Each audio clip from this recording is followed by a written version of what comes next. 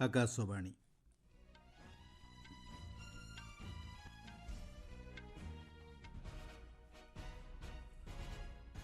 ସମ୍ବାଦ ପଢ଼ୁଛନ୍ତି ସତ୍ୟବ୍ରତ ବେହୁରା। ଆମେରିକାର 47ତମ ରାଷ୍ଟ୍ରପତି ଭାବେ ଶପଥ ଗ୍ରହଣ କଲେ ଡୋନାଲ୍ଡ ଟ୍ରମ୍ପ। ଅଭିନନ୍ଦନ ଜଣାଇଲେ ପ୍ରଧାନମନ୍ତ୍ରୀ ନରେନ୍ଦ୍ର ମୋଦି। ନୂଆଦିଲ୍ଲୀର ଭାରତ ମଣ୍ଡପମ୍ଠାରେ ଆଜିଠାରୁ ଆରମ୍ଭ ହେବ ପ୍ରଧାନମନ୍ତ୍ରୀ ଜନମାନ ସମ୍ମିଳନୀ।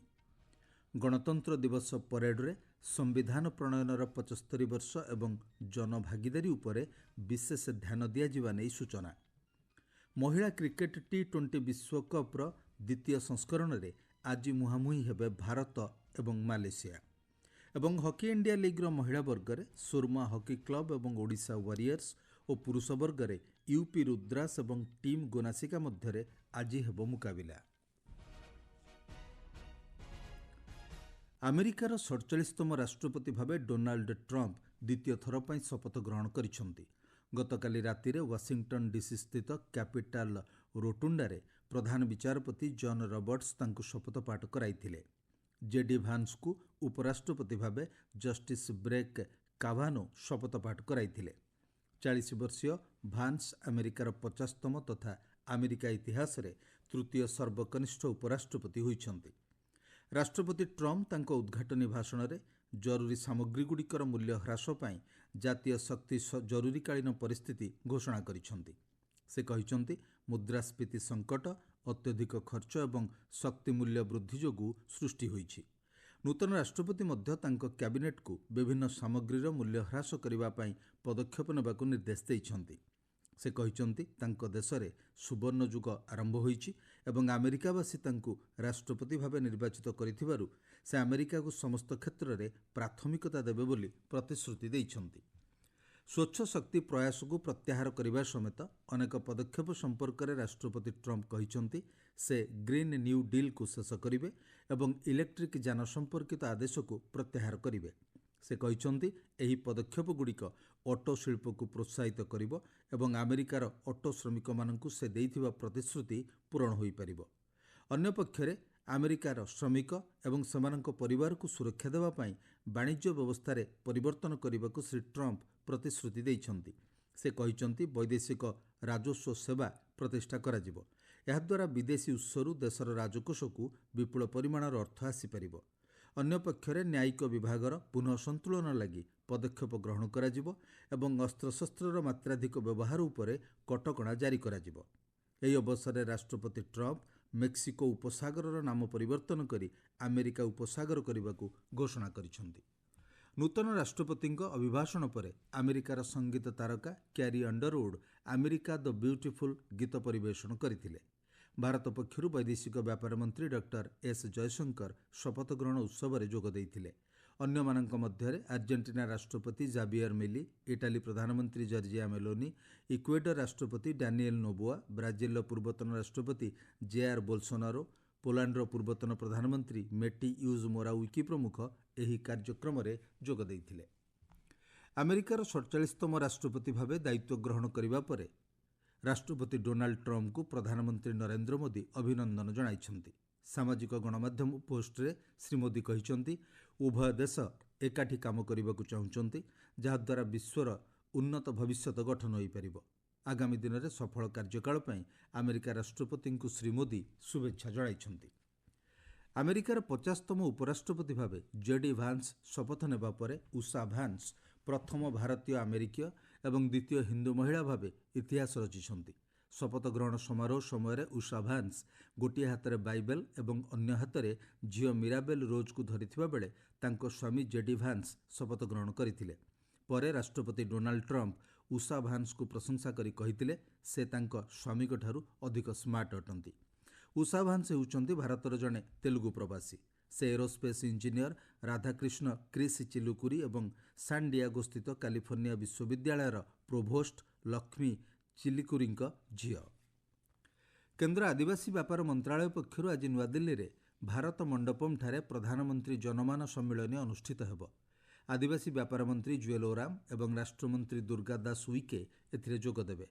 ସମ୍ମିଳନୀରେ ଗ୍ରାମୀଣ ଉନ୍ନୟନ, ହଷ୍ଟେଲ, ପାନୀୟ ଜଳ, ଅଙ୍ଗନବାଡ଼ି ପରିଚାଳନା ଏବଂ ବହୁମୁଖୀ କେନ୍ଦ୍ରଗୁଡ଼ିକର କାର୍ଯ୍ୟକାରିତା ସମେତ 6ଟି ପ୍ରମୁଖ କ୍ଷେତ୍ର ଉପରେ ଆଲୋଚନା କରାଯିବ। ସମ୍ମିଳନୀର ଉଦ୍ଦେଶ୍ୟ ହେଉଛି ବିଭିନ୍ନ ଜିଲ୍ଲାରେ ଥିବା ସମ୍ଭାବନାଗୁଡ଼ିକୁ କାର୍ଯ୍ୟରେ ପରିଣତ କରିବା।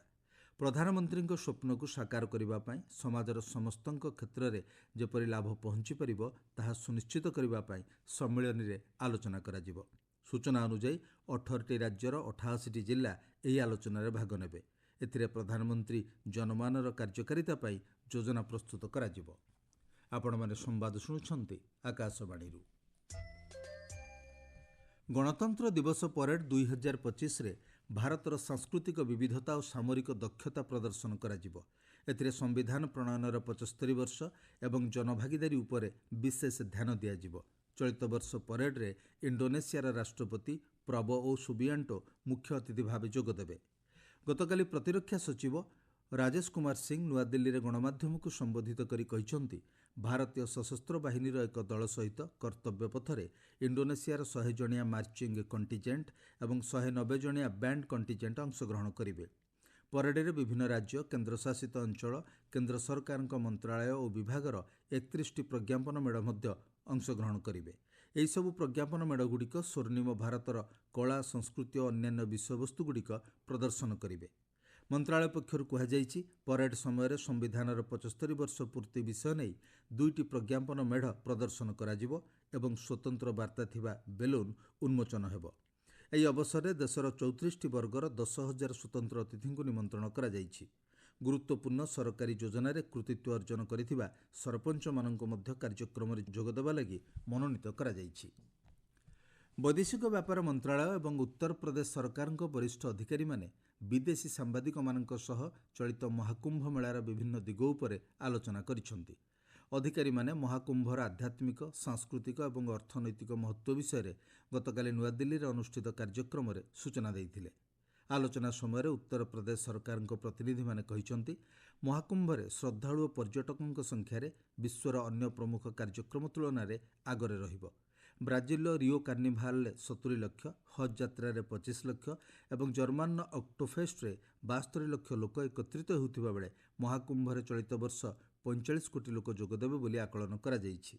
ଏହା ବିଶ୍ୱର ଅନ୍ୟତମ ବୃହତ୍ତମ ସମାବେଶ ଭାବରେ ମହାକୁମ୍ଭର ବ୍ୟାପକତା ଓ ବିଶ୍ୱସ୍ତରୀୟ ମହତ୍ତ୍ୱକୁ ସୂଚାଉଛି ବୋଲି କୁହାଯାଇଛି। ସରକାରୀ ଆକଳନ ଅନୁଯାୟୀ ଚଳିତ ମହାକୁମ୍ଭରେ 15 ଲକ୍ଷ ବିଦେଶୀ ପର୍ଯ୍ୟଟକଙ୍କ ସମେତ 45 କୋଟିରୁ ଅଧିକ ଶ୍ରଦ୍ଧାଳୁ ଯୋଗଦେବେ ବୋଲି ଆଶା କରାଯାଉଛି। 2019ରେ ଅନୁଷ୍ଠିତ କୁମ୍ଭମେଳାରେ 25 କୋଟି ଲୋକ ଯୋଗ ଦେଇଥିଲେ। ଚଳିତ ମାସ 13 ତାରିଖରୁ ପ୍ରୟାଗରାଜଠାରେ ଆରମ୍ଭ ହୋଇଥିବା ମହାକୁମ୍ଭ ମେଳା ଆସନ୍ତା ମାସ 26 ତାରିଖ ପର୍ଯ୍ୟନ୍ତ ଚାଲିବ। ମୁଖ୍ୟ ଅର୍ଥନୈତିକ ପରାମର୍ଶଦାତା ଡକ୍ଟର ଭି ଅନନ୍ତ ନାଗେଶ୍ୱରନ୍ କହିଛନ୍ତି, କୃଷି ହେଉଛି ଦେଶ ପାଇଁ ଭବିଷ୍ୟତର କ୍ଷେତ୍ର। ନୂଆଦିଲ୍ଲୀରେ ଅନୁଷ୍ଠିତ ଏକ୍ସିମ୍ ବ୍ୟାଙ୍କର ବାର୍ଷିକ ସମାରୋହରେ ଉଦ୍ବୋଧନ ଦେଇ କୃଷି କ୍ଷେତ୍ର ଉନ୍ନତ ପ୍ରଦର୍ଶନ କରୁଥିବା ସେ କହିଛନ୍ତି। ସେ କହିଛନ୍ତି, କୃଷି କ୍ଷେତ୍ରରେ ଜମି ପୁନଃ ଆବଣ୍ଟନ ଜରୁରୀ। ଆଇଟି ସକ୍ଷମ ସେବାରେ ଭାରତର ରପ୍ତାନୀ ଏବଂ ଦେଶର ଜିଡିପି କ୍ଷେତ୍ରରେ ଦେଶ ଅଗ୍ରସର ହେଉଛି ବୋଲି ସେ କହିଛନ୍ତି।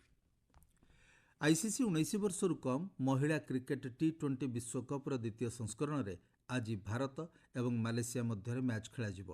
କୁଆଲାଲାମ୍ପୁରର ବୟୁମାସ୍ ଓଭାଲ୍ ଷ୍ଟାଡିୟମରେ ଗ୍ରୁପ୍ ଏ'ର ଏହି ମ୍ୟାଚ୍ ମଧ୍ୟାହ୍ନ ସମୟରେ ଆରମ୍ଭ ହେବ। ଗ୍ରୁପ୍ ଏ'ର ଅନ୍ୟ ଏକ ମ୍ୟାଚ୍ରେ ଆଜି ସକାଳ 8ଟାରେ ଶ୍ରୀଲଙ୍କା ଓ ୱେଷ୍ଟଇଣ୍ଡିଜ୍ ମଧ୍ୟରେ ମ୍ୟାଚ୍ ଅନୁଷ୍ଠିତ ହେବ। ଗତ ରବିବାର ଦିନ ଅନୁଷ୍ଠିତ ମ୍ୟାଚ୍ରେ ଭାରତ ୱେଷ୍ଟଇଣ୍ଡିଜ୍କୁ 9 ୱିକେଟ୍ରେ ପରାସ୍ତ କରିଥିଲା। ୱେଷ୍ଟଇଣ୍ଡିଜ୍କୁ ମାତ୍ର 44 ରନ୍ ଅଲ୍ ଆଉଟ୍ କରିବା ପରେ ଭାରତ 4 ଓଭର 2ଟି ବଲ୍ରେ ବିଜୟ ଲକ୍ଷ୍ୟ ହାସଲ କରିଥିଲା।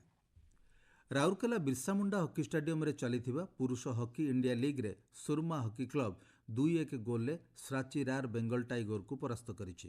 ତାମିଲନାଡୁ ଡ୍ରାଗନ୍ସ ପୁରୁଷ ହକିରେ 15 ପଏଣ୍ଟ ସହ ଶୀର୍ଷରେ ଥିବାବେଳେ ହାଇଦ୍ରାବାଦ ତୁଫାନ୍ସ 13 ପଏଣ୍ଟ ସହ ଦ୍ୱିତୀୟ ସ୍ଥାନରେ ରହିଛି। ସେହିପରି ମହିଳା ହକି ପର୍ଯ୍ୟାୟରେ ରାଞ୍ଚିର ମାରାଙ୍ଗ ଗୋମକେ ଜୟପାଲ ସିଂ ମୁଣ୍ଡା ହକି ଷ୍ଟାଡିୟମରେ ଅନୁଷ୍ଠିତ ମ୍ୟାଚ୍ରେ ସୁରମା ହକି କ୍ଲବ 5-1 ଗୋଲ୍ରେ ଏସ୍ଜି ପାଇପର୍ସକୁ ପରାସ୍ତ କରିଛି। ସୁରମା ହକି କ୍ଲବ 9 ପଏଣ୍ଟ ସହ ଶୀର୍ଷରେ ଥିବାବେଳେ ଓଡ଼ିଶା ୱାରିୟର୍ସ 8 ପଏଣ୍ଟ ସହ ଦ୍ୱିତୀୟ ସ୍ଥାନରେ ରହିଛି। ଆଜି ମହିଳା ବର୍ଗରେ ସନ୍ଧ୍ୟା 6ଟାରେ ସୁରମା ହକି କ୍ଲବ ଏବଂ ଓଡ଼ିଶା ୱାରିୟର୍ସ ଓ ପୁରୁଷ ବର୍ଗରେ ୟୁପି ରୁଦ୍ରାସ ଓ ଟିମ୍ ଗୋନାସିକା ମଧ୍ୟରେ ରାତି 8:15ରେ ମ୍ୟାଚ୍ ଅନୁଷ୍ଠିତ ହେବ। ମୁଖ୍ୟ ସମ୍ବାଦ ପୁଣିଥରେ। ଆମେରିକାର 47ତମ ରାଷ୍ଟ୍ରପତି ଭାବେ ଶପଥ ଗ୍ରହଣ କଲେ ଡୋନାଲ୍ଡ ଟ୍ରମ୍ପ। ନୂଆଦିଲ୍ଲୀର ଭାରତ ମଣ୍ଡପମ୍ଠାରେ ଆଜିଠାରୁ ଆରମ୍ଭ ହେବ ପ୍ରଧାନମନ୍ତ୍ରୀ ଜନମାନ ସମ୍ମିଳନୀ ଏବଂ ମହିଳା କ୍ରିକେଟ୍ ଟି20 ବିଶ୍ୱକପ୍ର ଦ୍ୱିତୀୟ ସଂସ୍କରଣରେ ଆଜି ମୁହାଁମୁହିଁ ହେବେ ଭାରତ ଓ ମାଲେସିଆ। ସମ୍ବାଦ ଶେଷ ହେଲା।